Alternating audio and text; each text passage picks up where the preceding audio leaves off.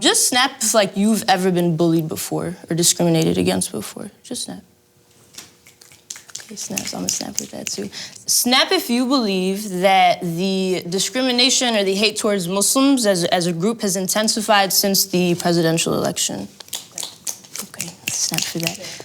Donald J. Trump is calling for a total and complete shutdown of Muslims. Our country cannot be the victim of horrendous attacks by people that believe only in jihad.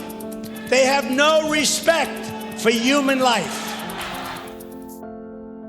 My first reaction was kind of like, oh, okay, yeah, ha ha ha. The idiot's gonna say like, oh, let's like kick out all the Muslims. Yeah, go back to where you're from, ha ha ha. Like, which onion feature is this? Like, this must, I'm like, who this is creative. I was like, this is really great. Okay, my first reaction is laughing, but then like, personally, like I'm Turkish and my father was born and raised in Turkey and I am a dual citizen. And when I hear things like that, like there's a immediate response of like horror and fear because that's real.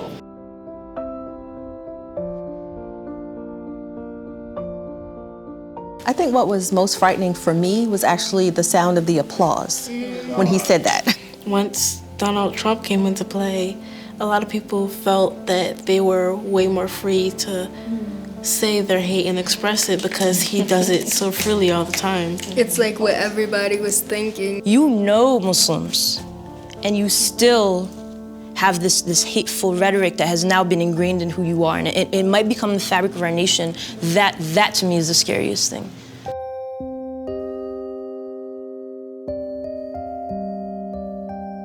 So I'm African American, I'm visibly Muslim, and I'm a girl.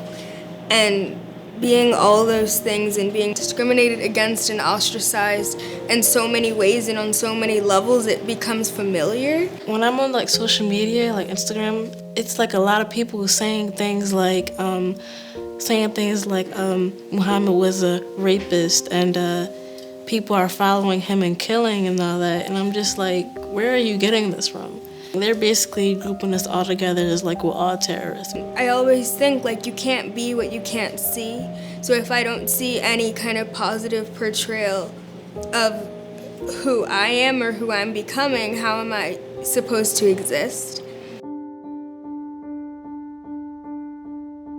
Imagining a Trump presidency is one of the nightmares that I would not want to have. What's gonna happen when like a group of people decide to do something crazy and like corner a Muslim and like beat him up, or they decide to like do something to a mosque? If this is what he feels comfortable saying now and he's not even the president, given that seat of power, are there worse things that he would want to institute or say about people, and now he has like the world stage?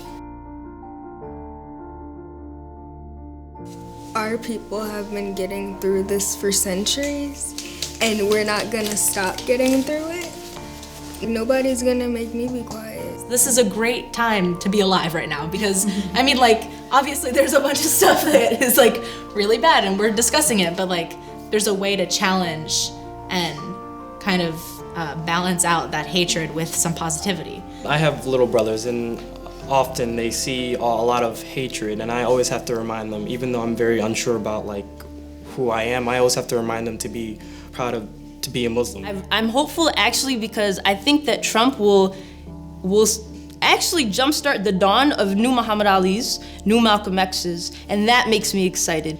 We have a responsibility to take a stand about equality, regardless of who you are. So snap if you feel like people should just be treated as human, regardless of what they identify as.